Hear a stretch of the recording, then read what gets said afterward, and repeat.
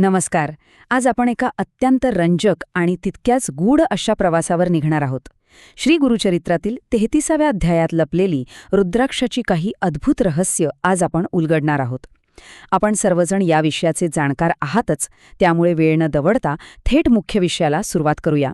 हा अध्याय म्हणजे केवळ एक कथा नाहीये, तर रुद्राक्षाचे खरोखरचे अलौकिक सामर्थ्य सांगणारा हा एक अत्यंत सखोल भाग आहे. आता थेट मुद्द्यावर येऊया. तुम्हाला आठवत असेल, मागच्या म्हणजे 32व्या अध्यायात आपण पाहिलं होतं की गाणगापूरमध्ये दत्त नावाच्या एका मृत ब्राह्मणाला श्री गुरूंनी पुन्हा जिवंत केलं होतं. पण इथे एक मोठा प्रश्न पडतो. तो अज्ञात संन्यासी म्हणजेच ते यती कोण होते, ज्यांनी त्या मृत ब्राह्मणाच्या पत्नीला केवळ मृतदेहावर रुद्राक्ष बांधण्याची आज्ञा दिली आणि एका मृत माणसाला पुन्हा जिवंत केलं? हाच प्रश्न त्या ब्राह्मण दाम्पत्यालाही पडला होता. आणि दुसऱ्या दिवशी जेव्हा ते श्रीगुरूंच्या म्हणजेच श्री नृसिंह सरस्वतींच्या चरणी आले, तेव्हा त्यांना या प्रश्नाचं उत्तर मिळालं. आणि यावर श्रीगुरूंचं जे उत्तर होतं ना, ते खरोखरच थक्क करणारं होतं. दाम्पत्याचा तो प्रश्न ऐकून श्रीगुरू हसले आणि त्यांनी अगदी सहज कबुली दिली, ते यती दुसरे कोणी नसून मीच होतो आणि मीच तुम्हाला ते रुद्राक्ष दिले होते. बघा, या एका वाक्यातून श्रीगुरूंची सर्व व्यापकता स्पष्ट होते. आणि याच क्षणी श्रीगुरूंनी रुद्राक्ष हे साक्षात शिवाचे स्वरूप कसे आहे आणि ते मृत्यूचा फेरा कसा टाळू शकते हे सांगायला सुरुवात केली.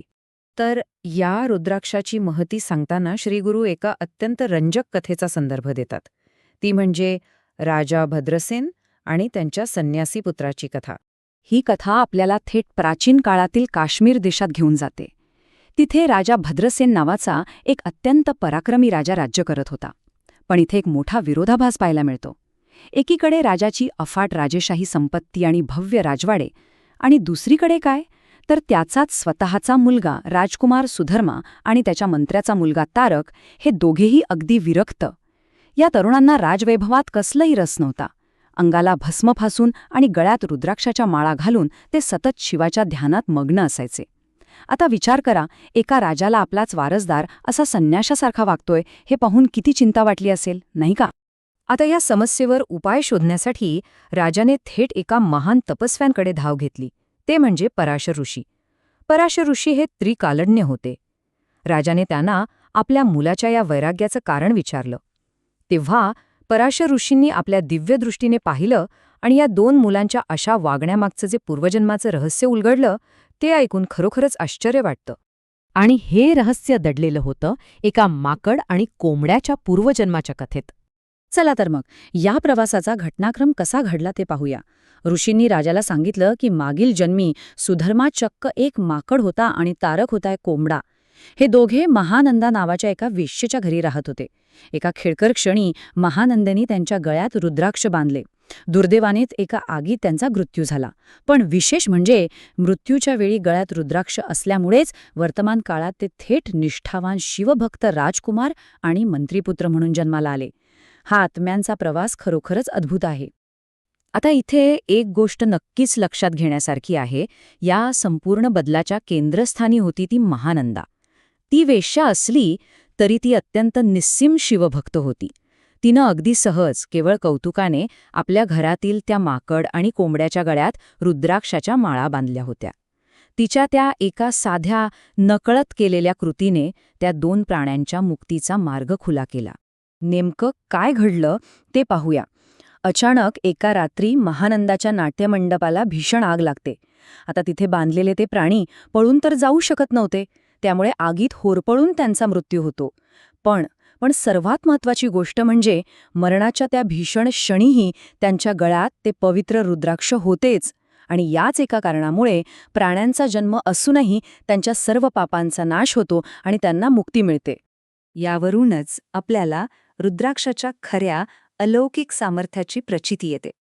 इथला सर्वात महत्त्वाचा मुद्दा कोणता आहे माहितीये? पराशर ऋषी राजाला म्हणतात की जर माकड आणि कोंबड्यासारख्या प्राण्यांना, ज्यांना रुद्राक्षाचं काहीही महत्त्व माहीत नव्हतं, केवळ अजाणतेपणे गळ्यात रुद्राक्ष असल्याने इतकी मोठी गती मिळू शकते, तर विचार करा, जो माणूस पूर्ण श्रद्धेने आणि जाणीवपूर्वक रुद्राक्ष धारण करेल त्याला किती फळ मिळेल. खरं सांगायचं तर अशा माणसाच्या पुण्याची गणना साक्षात ब्रह्मदेवही करू शकत नाहीत, असं ऋषी म्हणतात. हे पुण्य खरोखरच अमर्याद आहे. आणि श्री गुरूंनी स्वतः या गोष्टीला दुजोरा दिलाय. रुद्राक्ष धारण करण्याचे अनेक फायदे त्यांनी सांगितले आहेत. हे सर्व पापांचा समूळ नाश करतं, मृत्यूच्या भयापासून संरक्षण देतं, आयुष्यातली मोठी संकटे दूर करतं आणि सगळ्यात महत्त्वाचं म्हणजे अंतकाळी थेट शिवलोकात प्रवेश मिळवून देतं. थोडक्यात सांगायचं तर हे केवळ काही मणी नसून ईश्वरी कृपेचं थेट माध्यम आहेत. आता आपण या स्पष्टीकरणाच्या अगदी शेवटच्या आणि अत्यंत महत्त्वपूर्ण टप्प्याकडे आलो आहोत, ती म्हणजे या अध्यायाची फळश्रुती.